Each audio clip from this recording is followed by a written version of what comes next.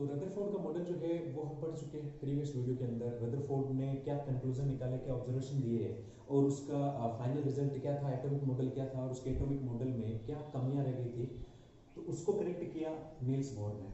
कमियां क्या थी? इलेक्ट्रॉन्स रिवॉल्व करते हैं ऑर्बिट के अंदर, ये बात बताई रदरफोर्ड ने, लेकिन इलेक्ट्रॉन्स कितने हैं और रिवॉल्यूशन कैसा है उनका, क्या वो अपनी एनर्जी को नहीं निकालते हैं, एनर्जी को रिलीज करेंगे तो प्रोटॉन के साथ जुड़ जाएंगे, न्यूक्लियस से टकरा जाएंगे, खत्म हो जाएगा, स्टेबिलिटी ऑफ एटम नहीं बता पाए वो, हाइड्रोजन स्पेक्ट्रम जो है उसको एक्सप्लेन नहीं कर पाए थे। तो नील्स बोर जो है उन्होंने कैसे उनके जो डिमेरिट्स थे, उनकी जो कमियां थी उसको कैसे दूर करा और क्या पोस्टुलेट दिए, क्या एटॉमिक मॉडल दिया, उसके बारे में डिस्कस करेंगे अपन। तो हम पढ़ रहे हैं नील्स बोर जो है उसका एटॉमिक मॉडल क्या बताया इन्होंने एटम के बारे में, उसके बारे में। तो पहला जो पोस्टुलेट था इनका वो था positive charge of an atom is concentrated at center of the atom। कि पॉजिटिव चार्ज जो होता है एटम के अंदर, अगर कहीं पॉजिटिव चार्ज जो होता है वो पॉजिटिव चार्ज जो होता है वो कॉन्सेंट्रेटेड होता है एट सेंटर, वो उसके सेंटर में होता है ये एटम। और इसमें अगर पॉजिटिव चार्ज है तो वो पॉजिटिव चार्ज जो है वो कहाँ है, इसके सेंटर के अंदर है। ऐसा कुछ उन्होंने बताया था। प्रोटॉन्स के बारे में उन्होंने बताया था कि प्रोटॉन जो है वो कहाँ पर है, वो सेंटर के अंदर है, जिसको उन्होंने क्या कहा, न्यूक्लियस, कोल्ड न्यूक्लियस। ये जो पॉजिटिव चार्ज है उसको क्या बोला गया, न्यूक्लियस बोला गया। यही बात रदरफोर्ड ने बताई थी अपने एक्सपेरिमेंट से, जो अल्फा पार्टिकल्स का जो एक्सपेरिमेंट था उसके अंदर। दूसरा जो पोस्टुलेट है वो क्या था इनका, तो इन्होंने बताया electrons revolve around the nucleus in fixed orbits that have fixed energy levels and fixed radius। दूसरा पोस्टुलेट जो था वो पोस्टुलेट क्या बताता है, इलेक्ट्रॉन जो है वो रिवॉल्व करते हैं अराउंड द न्यूक्लियस, न्यूक्लियस के चारों तरफ। ये न्यूक्लियस है उसके चारों तरफ ऑर्बिट है, और वो जो ऑर्बिट है सर्कुलर ऑर्बिट है, उनके अंदर जो है इलेक्ट्रॉन्स रिवॉल्व करते हैं। लेकिन इनके बारे में सबसे इंटरेस्टिंग खास बात इन्होंने क्या बताई, तो इन्होंने बताया कि ये जो ऑर्बिट्स होते हैं इनका एनर्जी लेवल होता है, मतलब ये ऑर्बिट है, पहला ऑर्बिट, ये सेकंड ऑर्बिट है, इनका कोई ना कोई एनर्जी लेवल है, इनके अंदर एनर्जी है कुछ ना कुछ, तो वो एनर्जी जो है बनी रहेगी, इलेक्ट्रॉन जो है वो रिवॉल्व करते रहेंगे, there is no change in the energy, energy के अंदर किसी भी तरह का कोई चेंज जो है वो नहीं होगा। बस इसी चीज को जो थे रदरफोर्ड एक्सप्लेन नहीं कर पाए।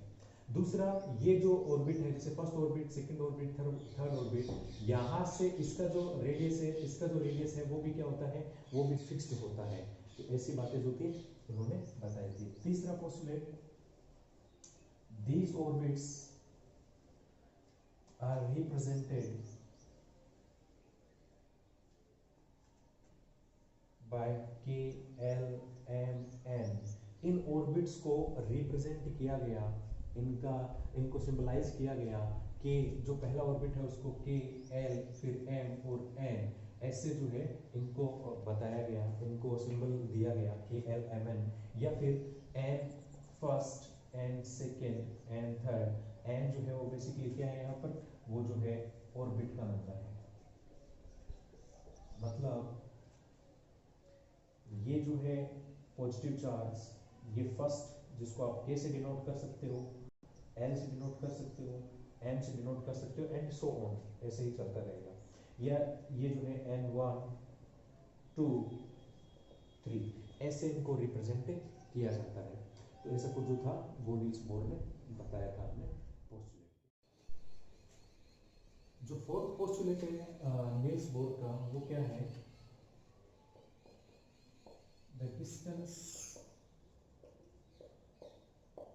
between nucleus and orbit increases as the value of n increases। Distance between nucleus and orbit. अच्छा, नील्स बोर का मॉडल ये कहता है कि जो रेडियस है वो क्या होती है, फिक्स होती है, जो एनर्जी लेवल होते हैं वो फिक्स होते हैं। तो ये बोल रहा है जैसे कि ये जो है अपनी फर्स्ट सेल है के, या बोल सकते हैं N1, ये अपना पॉजिटिव चार्ज है, ये दूसरा जो सेल है L, ये है वो तीसरा सेल है M। तो ये बोल रहे हैं कि न्यूक्लियस से ये जो डिस्टेंस है ये क्या है, एटॉमिक रेडियस है।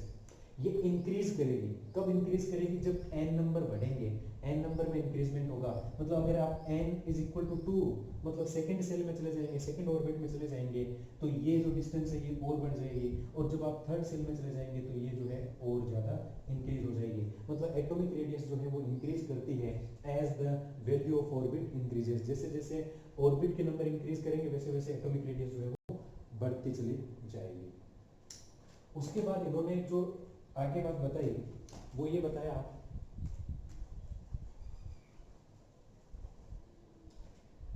जो फिफ्थ पोस्टुलेट है इनका, द एंगुलर मोमेंटम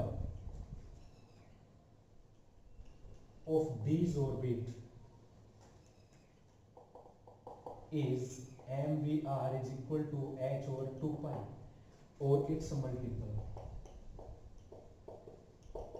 अब ये क्या कहानी है, ये जो ऑर्बिट होते हैं इनका जो एंगुलर मोमेंटम होता है, एंगुलर मोमेंटम की बात करेंगे हम, एंगुलर मोमेंटम जो होता है उसको mvr बोला जाता है। इस एंगुलर मोमेंटम की बात करेंगे, वो कितना होता है, h ओवर 2 पाई होता है, h बाई 2 पाई होता है, और या फिर इसका मल्टीपल होता है। मतलब जैसे जैसे आप नंबर बढ़ाते जाओगे, सेल नंबर फर्स्ट के लिए अलग, सेकंड के लिए अलग, थर्ड के लिए अलग, उसका मल्टीपल होता चला जाएगा। समझाते हैं, जैसे ये अपना पॉजिटिव चार्ज हो गया, ये फर्स्ट सेल हो गई के, ये सेकंड सेल हो गई, ये थर्ड ऑर्बिट हो गया। ओके, एंगुलर मोमेंटम क्या है, मान लीजिए यहाँ पर एक इलेक्ट्रॉन है, ये इलेक्ट्रॉन रिवॉल्व कर रहा है, ये चक्कर लगा रहा है, तो जब ये रिवॉल्व करके यहाँ पहुंचा तो इसका ये एक एंगल क्रिएट हो रहा है ऐसे, न्यूक्लियस के साथ ऐसे।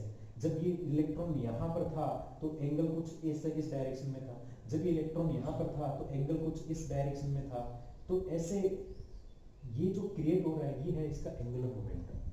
अब इस एंगुलर मोमेंटम जो होता है ये क्या होता है, इसका मल्टीपल होता है। इसको कैसे फाइंड आउट करते हैं, देखिए mvr, इलेक्ट्रॉन रिवॉल्व कर रहे हैं तो इलेक्ट्रॉन जो है उसका कोई ना कोई मास होगा, जाहिर सी बात है। तो m किसके लिए डिनोट हो रहा है यहाँ पर, मास के लिए।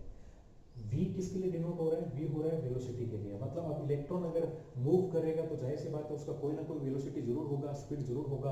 तो v क्या है यहाँ पर, वेलोसिटी है। और r क्या है, उसकी उसकी रेडियस है। किससे रेडियस, ये न्यूक्लियस जो है उससे उसकी जो डिस्टेंस है वो है, जो किसके बराबर होता है, वो होता है h ओवर 2 पाई के। h जो है वो एक कांस्टेंट है यहाँ पे, और इस कांस्टेंट को क्या बोलते हैं, प्लैंक्स कांस्टेंट बोलते हैं। प्लैंक्स कांस्टेंट मतलब इसकी वैल्यू जो होती है फिक्स होती है, समथिंग 6.636 समथिंग है। तो ये जो है एक h जो है यहाँ पर क्या है, प्लैंक कांस्टेंट है। अब अगर आप फर्स्ट सेल के लिए ले रहे हो तो यहाँ पर nh कर देंगे, फर्स्ट सेल, सेकेंड सेल के लिए ले रहे हो तो सेकेंड, थर्ड के लिए एंगुलर मोमेंटम फाइंड कर रहे हो तो थर्ड सेल, ऐसे जो है एंगुलर मोमेंटम जो है मल्टीपल करके फाइंड आउट करा जाता है।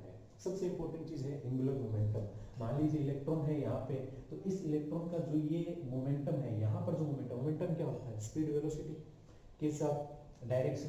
तो ये यहाँ पर जो डिस्टेंस है इसकी, और ये जो एंगल क्रिएट हो रहा है यही एंगुलर मोमेंटम है।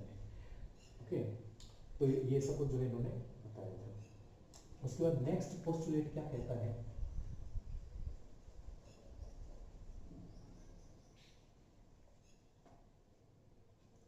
सिक्स पोस्टुलेट क्या है इनका, when an electron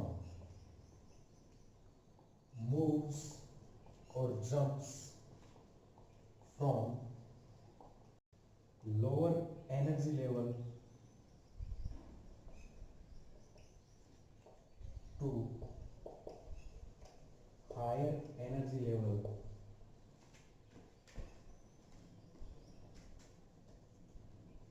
then it absorbs energy।